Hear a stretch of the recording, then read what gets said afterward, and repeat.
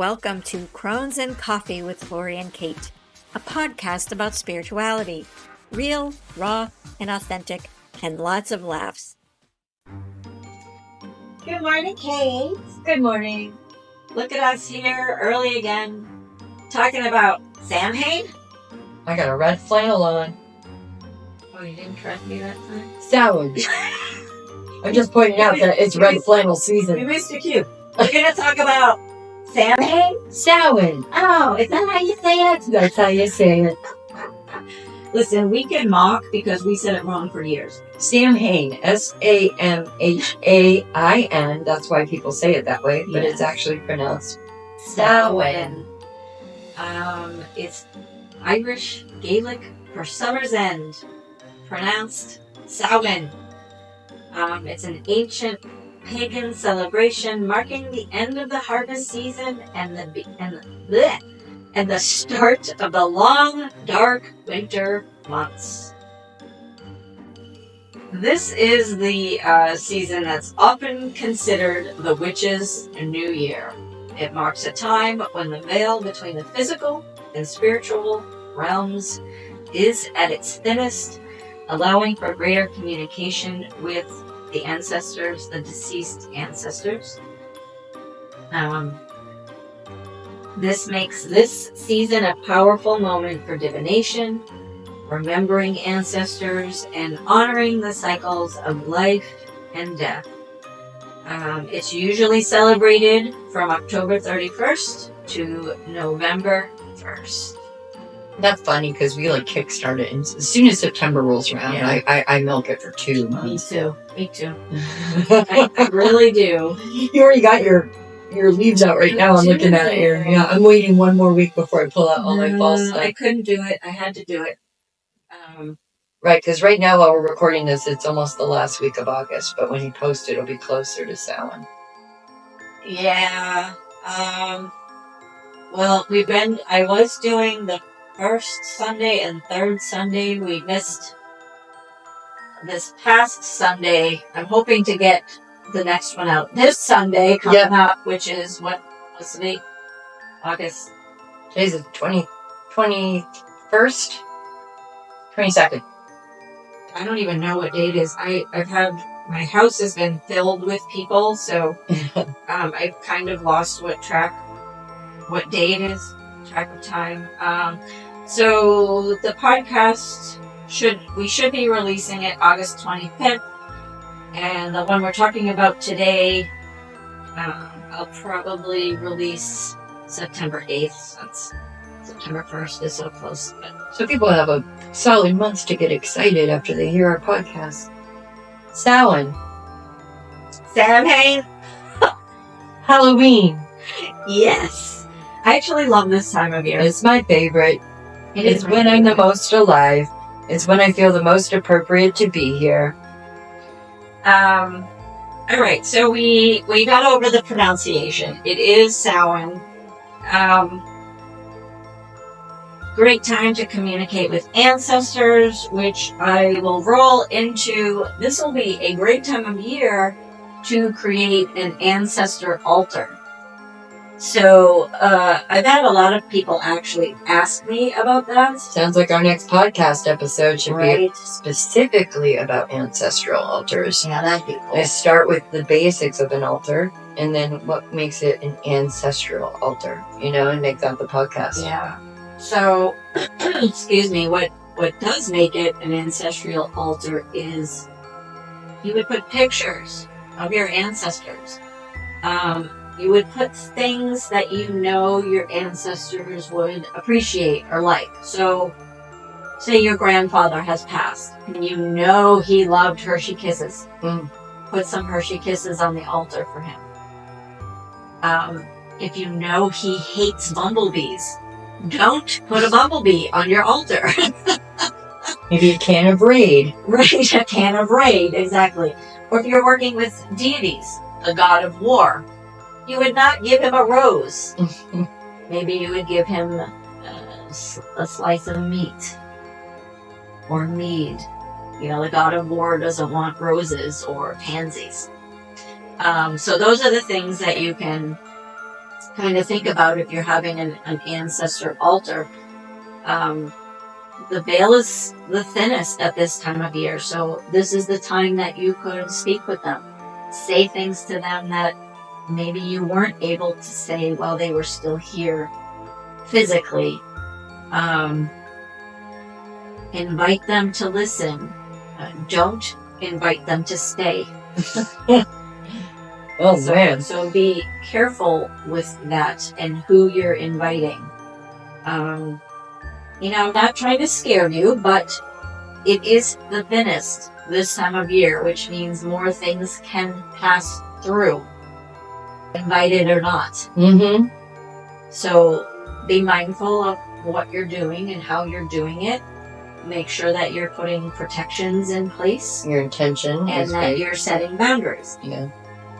Those things are important.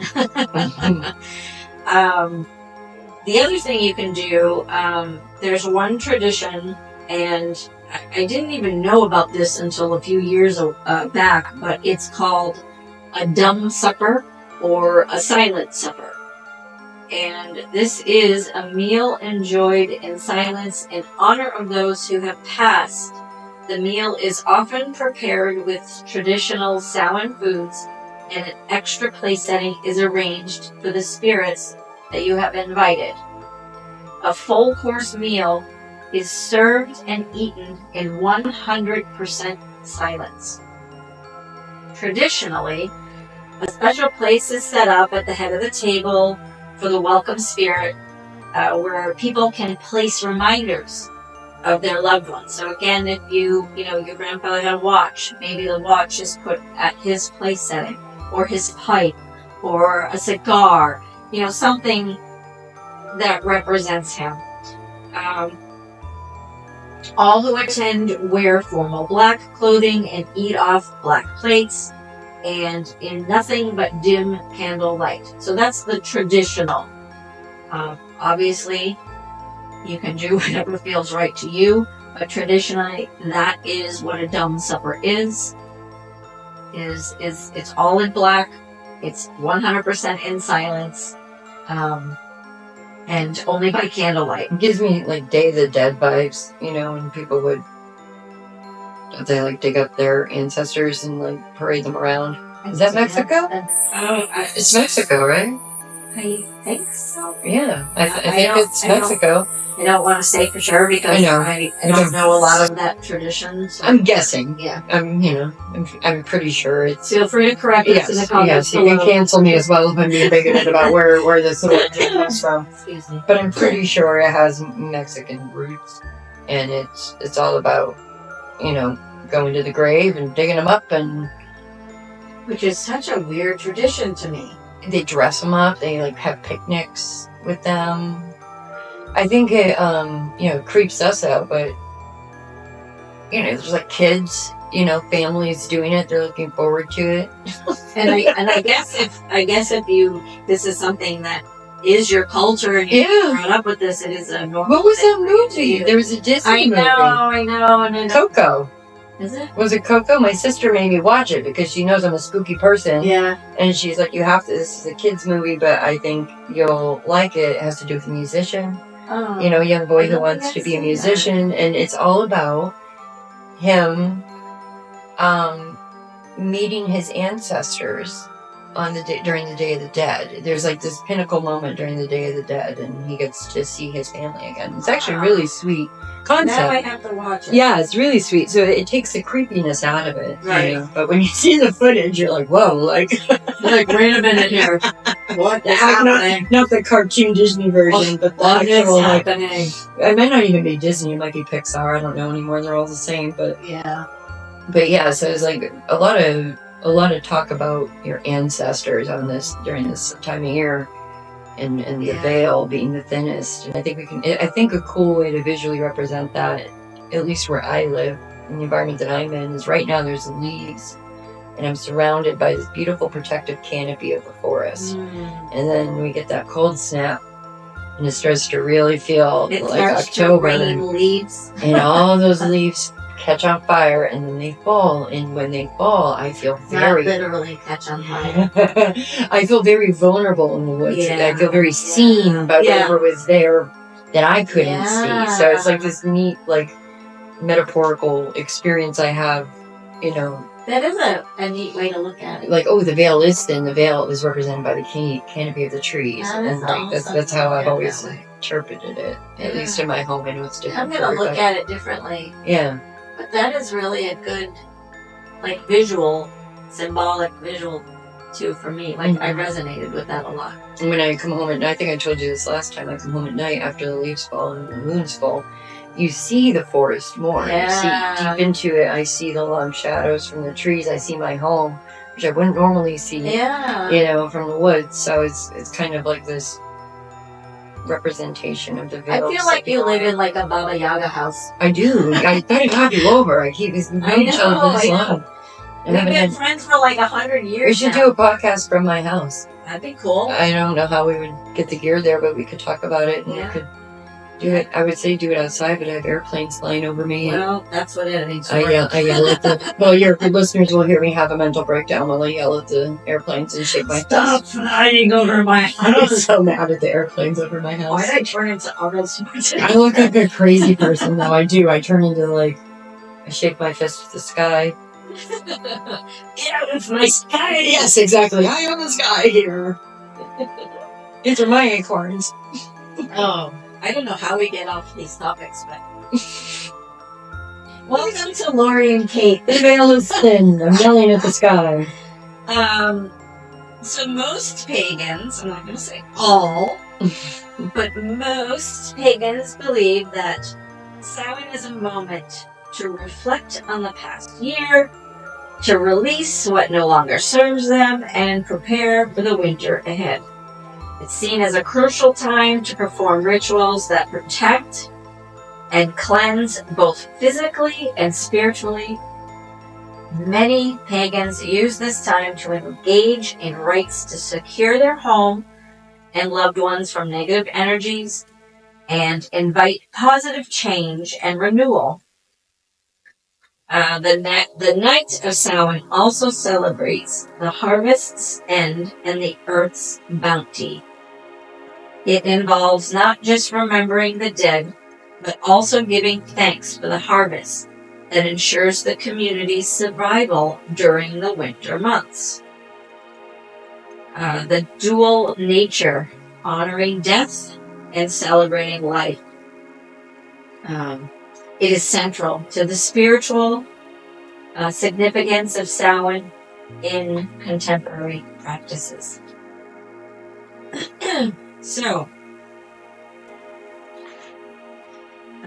some of the things that can represent Samhain. Here come the turnips. The turnips are coming. Carving faces into pumpkins or turnips. Turnips. She had like this fixation on turnips last week. On the podcast that never was to be. And then I went to the grocery store shortly after and I sent her videos of turnips. I did. I said trigger warning. Trigger warning, and there were turnips all over. Anyways. Back in the day, they used to use turnips. I don't know why. They just did, okay? I don't know why. It had like a crabapple effect though, right? Like when you carved the face in, it would shrivel and look gnarly. But people did this back in the day. They carved pumpkins or turnips, and they placed candles inside, and it was believed to ward off evil spirits. So, you could just throw the turnips and pumpkins. I mean, yeah, you could throw them, but... As for physical people, though, not the spirits. You could carve them, and then when they're all smashy and mushy, you could throw them in. That'd be more fun. Because they'd be all smashy and mushy. Something else you can do is to have bonfires. People write down things they want to leave behind and throw the paper into the fire. I actually do that here. I don't have a bonfire here at the studio, but I have something that's called a surrender box. And after meditation, I invite people to write something, a burden they want to release, and they shove it in this box. And then once a month during the waning moon, because that's great moon for banishing. I stick my hand in the box. I shove them in my bag. I take them home, and I throw them in the fire pit that I have at my house. I don't read them. Mm-hmm. I throw them in the fire, and I ask elemental fire to release these burdens into the universe, away from the people that have put them in there so that they could heal. So now they have room to heal. I thank elemental fire. I thank the universe. I throw a few resin pieces in there to kind of seal the deal. It's usually myrrh or frankincense. But that's something I offer after every meditation that I have here. If people come in here and shop and they want to do the same thing, Yeah. they're more than welcome to. I had something similar. I think I had a gratitude one. It wasn't a bucket, it was a big cauldron, and I brought that home and burned them for people. Nice. Do you still do that? Have prayers in nature? No, I'm not there consistently enough to feel like I'm doing it authentically. Gotcha. There was a time where I was, Yeah. and now I'm not there right now, so I kind of retired it, I guess you could say. It's always fun having some kind of engaging option for people to have when they come in your space. Yeah. So I'll probably do something different. Yeah. It's different all the time. Yeah. For now, I've got my surrender box, and that's I like that. working. Surrender. Yeah, surrender and release things that no longer serve you. Yeah. Excuse me. So, and now we'll get into this thing called the Wild Hunt. One of the most compelling tales associated with Samhain is the Wild Hunt. It's a spectral stampede led by a god or king associated with death. The hunt sweeps across the sky, capturing the souls of those unfortunate enough to cross its path. It is said to be most active during Samhain due to the thinning of the veil between worlds. In ancient Greek religion, Artemis is the goddess of the hunt, but the Wild Hunt myth is shared among various cultures, but they are usually led by a death god. So, whatever that is for each culture, I'm not an expert on every culture, so they each have their own. And its origins probably just come too from the observation that most things die this time of year. Yeah. And that's how they explain it. Right. Yeah. Right. So the Wild Hunt, that's a cool thing. And, as I was doing research for this podcast, like I was going down so many rabbit holes for the same topic. Yeah, be careful. You may stumble upon stuff you don't want to find. I hate that. But now, too, it's like, okay, do I worry about if this was AI generated? Right, yeah. And how do you cross-reference that? So, of course, I start digging out all my books. Right, yeah. Because I feel like at least the books maybe are safe at this point. Isn't that funny? We're going to go back to books because, well, at least that past books, Yeah. Because at least, they weren't AI. It was published by humans. Right. And some of these AI things, I'm like, that can't be real. Like, I look at them and there's little telltales that you can still... But it can be convincing in a glance, which is scary. Which is very scary. Talk about magic. No kidding. Yeah, so if you're doing research and stuff, just be careful of the sources you're getting it from. Well, now more so than ever, probably. Right. Any picture, every time I see a picture, everything's propaganda at this point. Yeah. And every time I see a picture that looks convincing, I still have in the back of my mind, okay, is that even a real picture? Right. Between Photoshop and AI anymore, it's like... Yeah, it's crazy. Talk about Spooky Town. Like, I saw this video the other day. I don't know why all of a sudden I'm getting mini cows in my Facebook feed, but I am. And this woman was literally holding it in her hands, and it was blinking and moving, and I thought, oh my god, I didn't know cows came that small. I legit was like, that can't be real. It looked so real. But then it started to move its mouth, and that was what gave it away. Someone shared a picture of baby bald eagles as if they were already, had white heads, and I guess baby bald eagles look gray. Yeah. When they're born. So, people were just sharing these comparisons. Yeah, so be careful out there, people. AI is taking over, and Do what I feels actually right. feel bad I know. for this younger generation because how do they know? They get all their information from the internet. So how will they even know what's real and what's not real? It's kind of crazy to think about, and it's scary. But Hopefully I'll be dead before it's a problem. so be careful, people. Be careful. AI, I'll get ya. All right, so let's go into some sure easy for me to say deities. As we said, Samhain marks the thinning of the veil between worlds. There are various deities associated with death, rebirth, and transformation. Do you think AI could be a deity in our future? Probably. I bet you it would. It's almost like connecting the physical with the what we do not see, but make things like the internet, right? Like it could almost be some kind of conduit between the two. Yeah. Anyway, That's like a matrix happening. it's bound to happen. We're gonna see like Are AI. we in the eggs right now? Are we even here in this room? Keanu Reeves. Keanu, where are you? Keanu, come to Mystic Market. You Neo. can try the sound lounge. He needs a Neo. The Neo altar. Maybe he'll have PTSD though if I put him in the sound lounge because he'll think he's back in the egg. Okay. Deities. Entertaining there. At least we think we're entertaining. We think we're fun. But, deities. Some traditions. Hold on. Back up. What am I saying?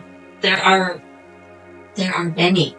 There are many. Many deities. The Morgan, Hecate, the Horned God, Hel, Anubis, like pick one. And you notice they're all different cultures. Yep.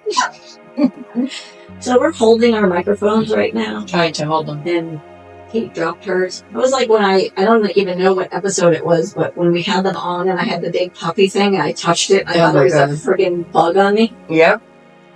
Anyways, some of these gods and goddesses may resonate with you more during this time because they are associated with this season. And again, when you're working with deities, make sure you know who you're working with so you don't upset them or insult them. So, like Hecate, right? She loves bread, garlic. Those are the things that you would offer her because if you know her and have worked with her and have studied her, those are some of the things she likes. So that would be the thing that I would leave, like a garlic clove or maybe garlic bread. And people, again, I think we should have a topic about altars, but people have asked me, well, if you leave food, how long do you leave it out for? It's food, it goes bad, yada, yada, yada. I leave it out for 24 hours. Mm-hmm. After that, I bring the food outside and I bury it, and I ask Mother Earth to receive.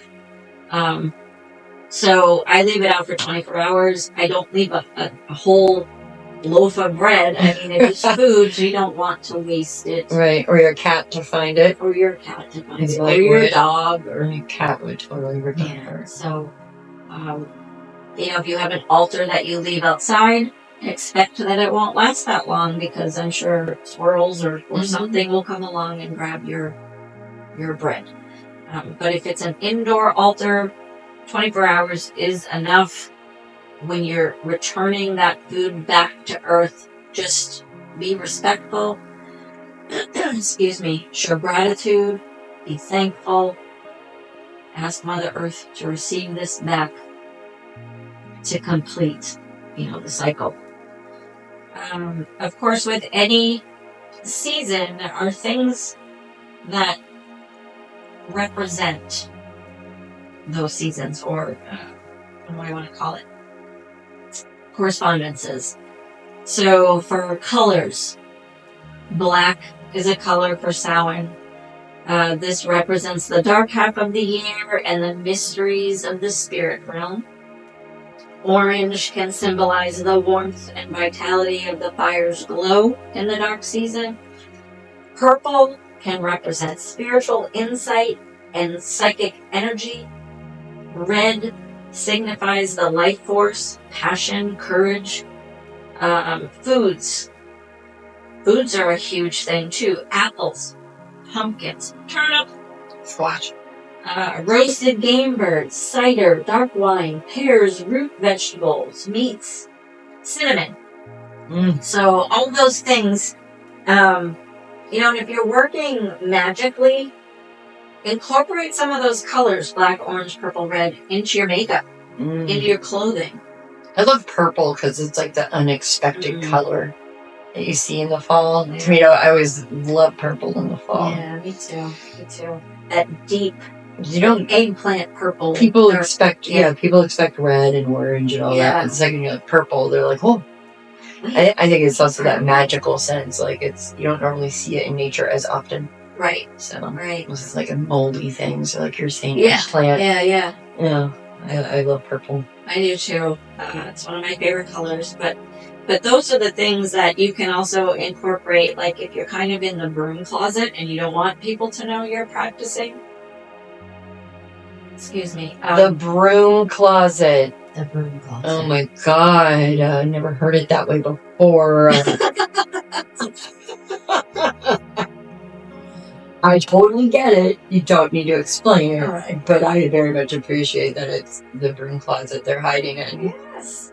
Well, yeah, how do you incorporate your spirituality in a subtle sense so you're not outright proclaiming your witchery if you're not comfortable with it? If you wear makeup is a great way to do it. Yeah. Clothing. Jewelry. Yeah. You can consecrate any kind of necklace and make it into a magical amulet. Yeah. And the normal person is going to be like, oh, a nice piece of jewelry. But to you, it's a magical, sacred tool. Mm-hmm. So that should be a topic.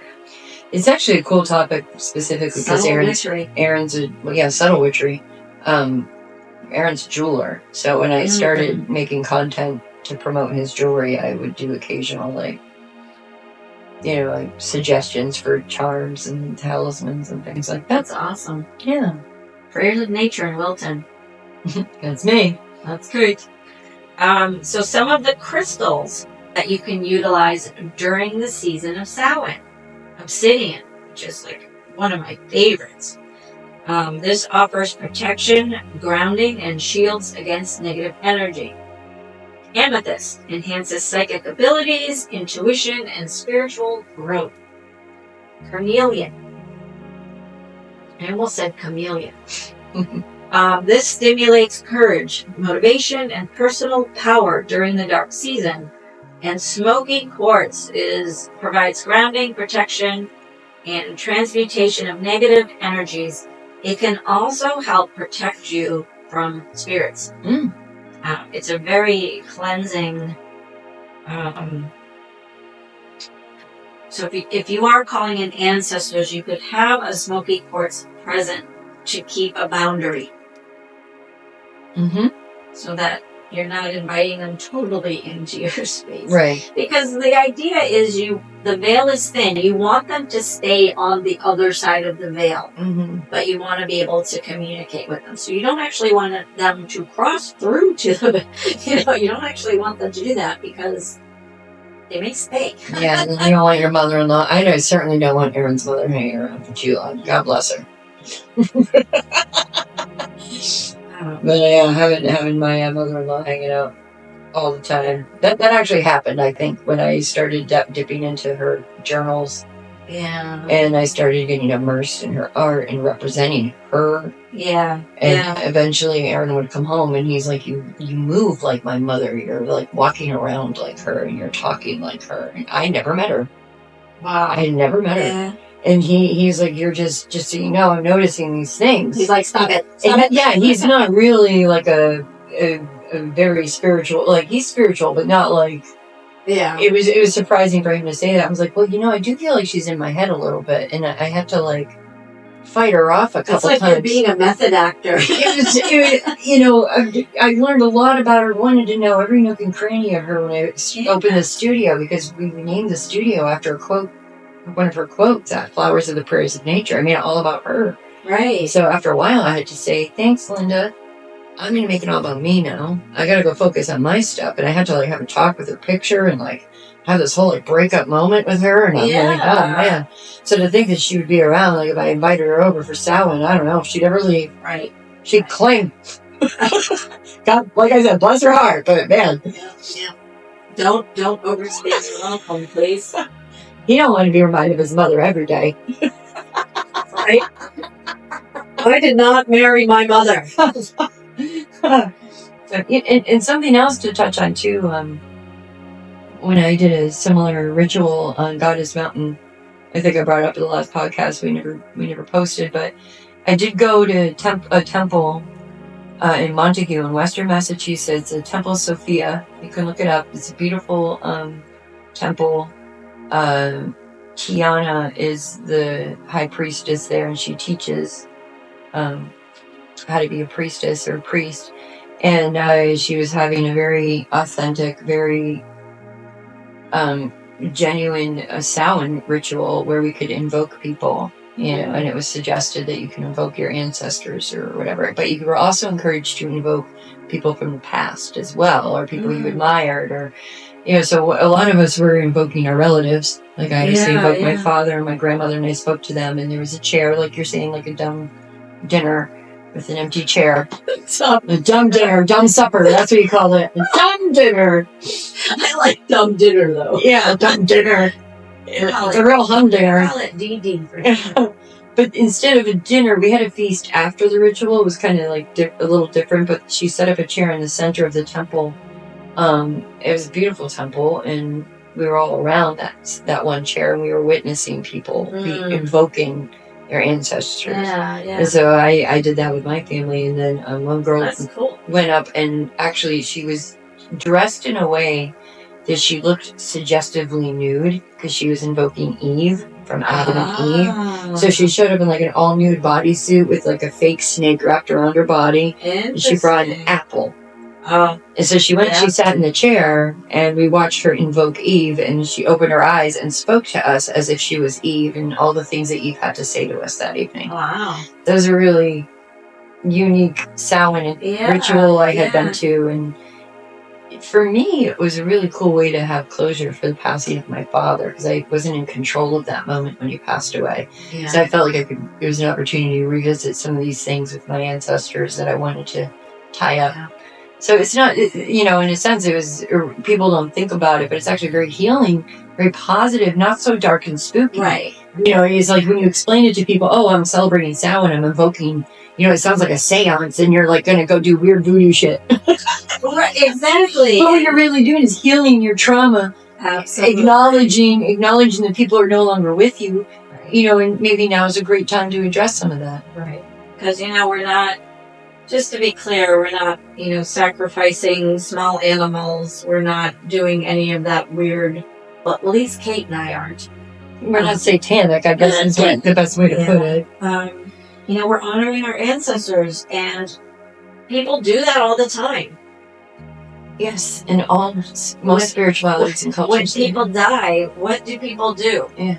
They go and view the body. Yeah. And they say their last goodbyes. They say whatever they need to say. They bring flowers. They lay, maybe special tokens inside the coffin. That's basically what you do during Samhain, because the veil is thinner and you're able to communicate on a more profound level. I think people may also take this opportunity. I think it's more so this time of year. Correct me if I'm wrong, but people tend to do their shadow work. Yeah. I think during this time. And so it's like Batman. You make your peace with the darkness inside you. So like getting comfortable with the things that typically make you uncomfortable. This is the time of year to really settle in. And like, I think there's something our generation may not know, or the generations below us, that I've always wanted to like when I sit down with my niece and nephews and I watch them struggling with something, they have to struggle. You have to suffer. You have to have moments where you're uncomfortable for long periods of time, and you have to develop those coping mechanisms to get you through it, and the maturity to understand it's not going to last forever. So I have a feeling that Samhain is it's a great time of year to practice those things. What are those things that you don't like to look at about yourself that you're willing to look at head on? Yeah, And just absolutely. acknowledge and face. For me, it was the big one was alcoholism. With your listeners now, I've progressed. I'm sure there's something else I could be working on. We're always a work in progress. Exactly. Always. So there's all that voodoo stuff with the veil and ancestors and dead people, but there's also the darkness inside of you that you can make peace with and learn from and grow from. Right. And, shadow work is powerful stuff. And it's not about getting rid of your shadow, because it's about embracing it. Right. It's about embracing it, because your shadow self is part of what makes you you. It's just healing those parts of you and embracing it and accepting that is part of what makes me me, and I'm okay with that. I think obsidian, the gemstone you brought up earlier, is affiliated with that because it's used a lot in shadow work, because I believe it reflects. It has like a glass-like quality to it. So when you look at it, you're looking at darkness, but you're also looking at your reflection. Right.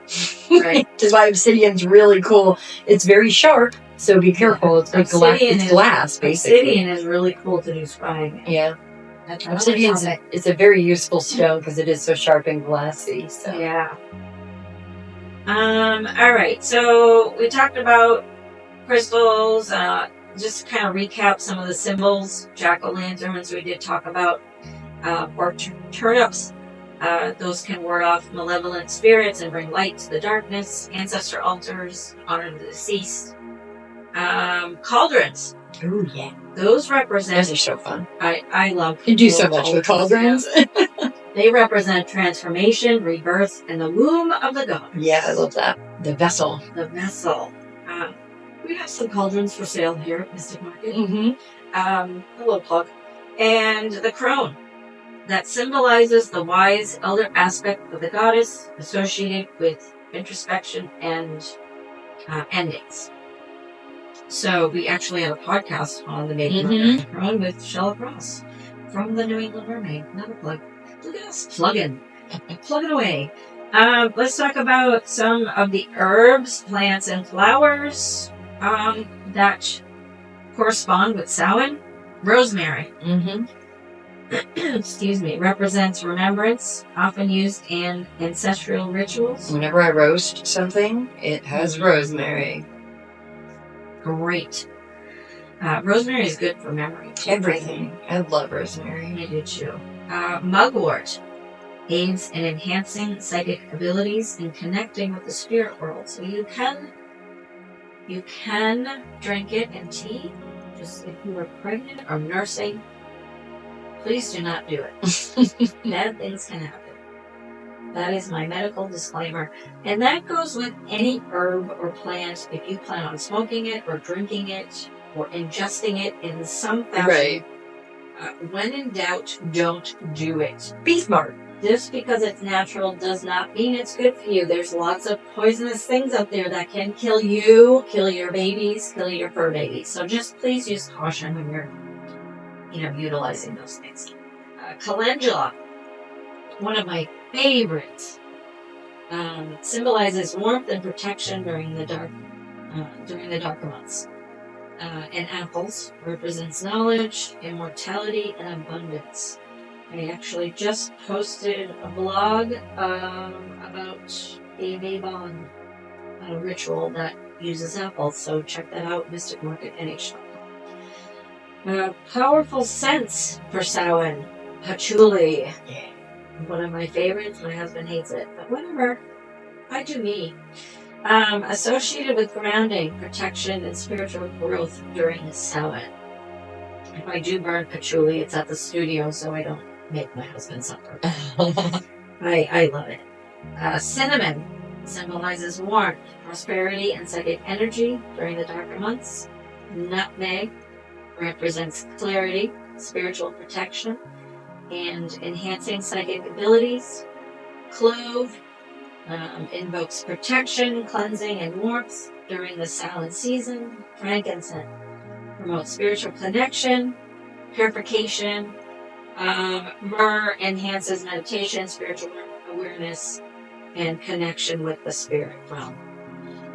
So, that is Samhain. Don't forget black cats, spooky sheets, witchy hats. Witchy hats. Oh, Yes, I can dig out my witchy hat soon. I just made a bunch of voodoo dolls. Which are freaking adorable, can I tell you that? Yeah, I'm probably going to constantly make them and make different variations of them. So just go to my Facebook page and help me come up with names. I almost want to call them Katie's Creepies. Oh, that's cute. That's cute. I have definitely done my blood atonement, though, with felting. Oh, I'm sure. Felting needles are not your typical needle. They're serrated, and they do a lot of damage to your fingertips. So, each voodoo doll comes with its own blood sample, courtesy of yours truly. Blood sacrifice. So that'll be something that you'll see at the Bazaar, which we may want to plug before we go. They're really cute.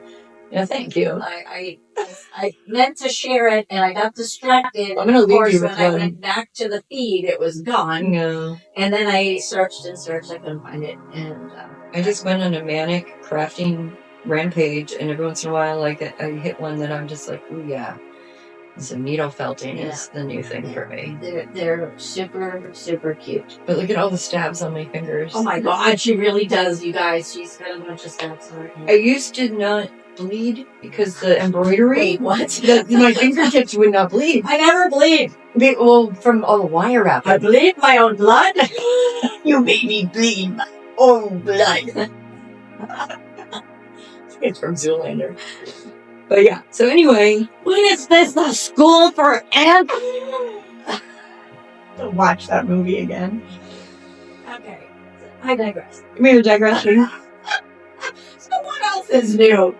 Lori and Kate podcast. Well, we're gonna be even more batty because Samhain is coming, and it's just gonna get more festive. It's gonna be hard not to talk about everything under the sun that has to do with Halloween. Right. Plug your Bazaar. Yeah, Bazaar at Prayers of Nature. Sorry if we've done it already, but hey. We did it in the last episode. So October 26th is the Bazaar. It goes from noon to 7 at my studio. It runs alongside the Haunting of Wilton, which is a townwide event, which is also free. But I will be featuring tarot readers, a pop-up artists, a giveaway, costume contest, raffle, trick-or-treating. And then Lori and I are going to go in cahoots, where if you visit both of us on that day, you do enter a raffle to win a really cool prize. So tell people what you're doing that day. So I will be at the studio. Your studio. My studio on 188 Elm Street in Milford from 12 to 4. So from 12 to 1, you can come in and shop if you want. And from 1 to 3, you do have to purchase tickets because, obviously supplies are limited, but we will be crafting a Samhain jar spell workshop between 1 and 3. So then once that's over, I'll stay, for an hour after people want to come down and shop in the studio. And there'll be time to visit her before her workshop and time to visit briefly after. And if you do go to Lori's shop and come back to mine or vice versa, you can enter to win a raffle.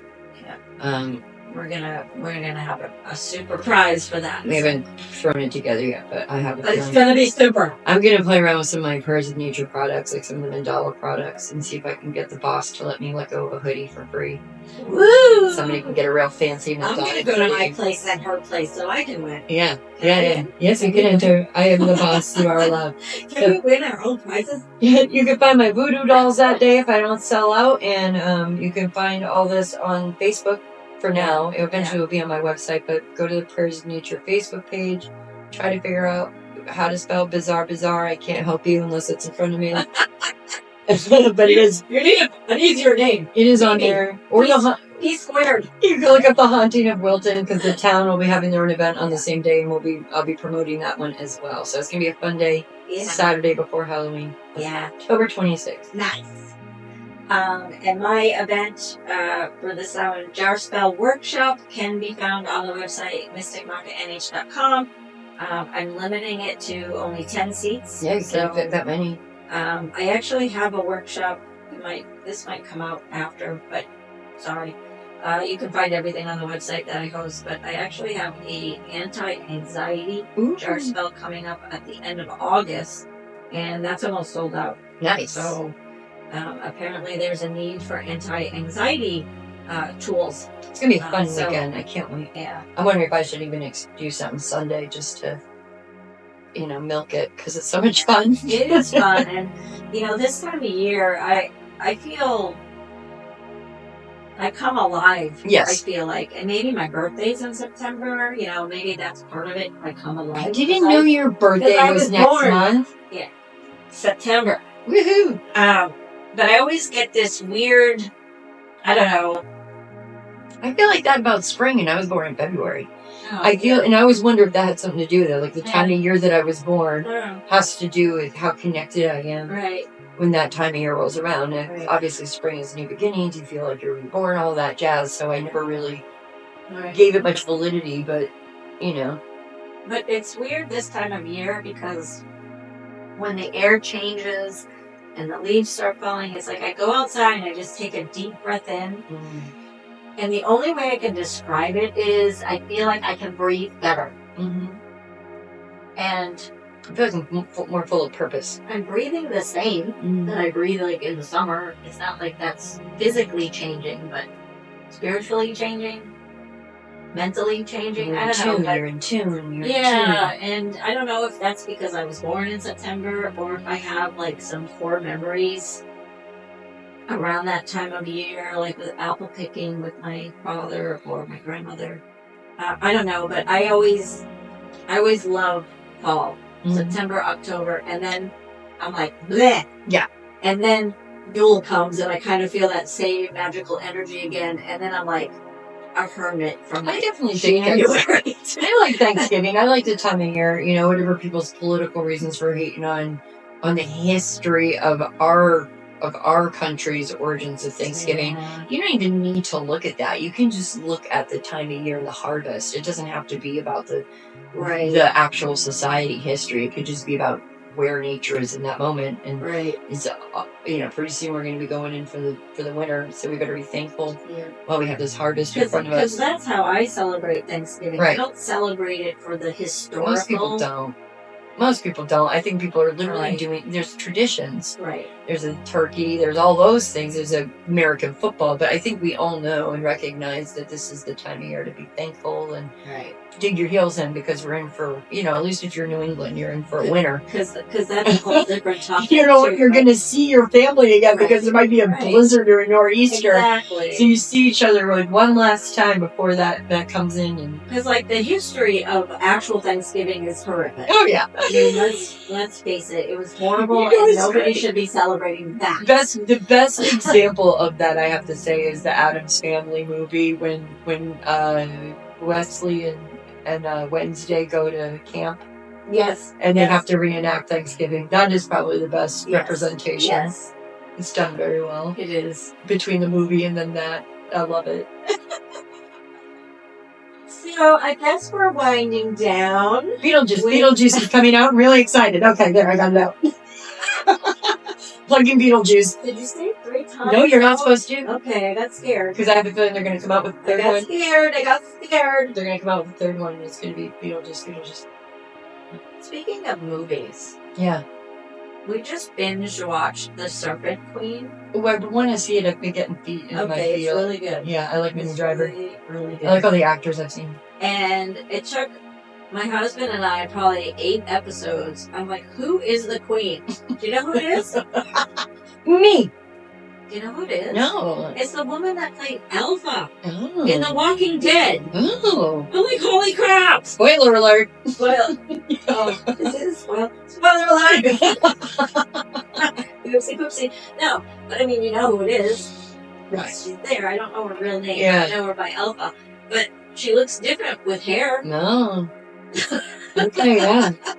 But she's such a phenomenal actress. Man. I wish I knew what her actual name, her real name was. But when I go into crafty modes, I go into like binge modes, and I already know all the things I'm gonna binge watch. you gotta watch it. I'm learning A Nightmare Before Christmas on piano. Oh, nice. So I'm determined to learn one score from that film on piano. Yep. So yeah, it's such a fun time of year. The movies, Serpent Queen, endless amount of movies and television shows. I usually go straight to Pee Wee Herman for Christmas, though. Oh no, we do Die Hard. Yeah. Oh, okay. For me, it was Pee-wee's Christmas special every year, and then he Really? passed Oh, away. Die Hard is a Christmas. Oh, I do know this. Yes. This is our Yippee-ki-yay! Yippee-ki-yay! Potato farmer? Is that the television edit? You watched it on TV back in the day when people watched TV. It was Yippee-ki-yay, potato farmer, but that's dating us. That's our tradition. At Christmas Eve, we wrap gifts for the kids and watch Die Hard. Yeah, nice. Alan Rickman, man, all day. Bruce Willis. Yeah, well, Alan Rickman's the villain. Yeah. Yep. So anywho, Let us know what your favorite Samhain. holiday movies are. I'm excited for Beetlejuice. Samhain, and as Dale. always, Dale. Daylight come and me wanna go home. Okay. okay, bye. Bye, everybody. Until next time, live, love, and magic. Dale. He said Dale. Bye.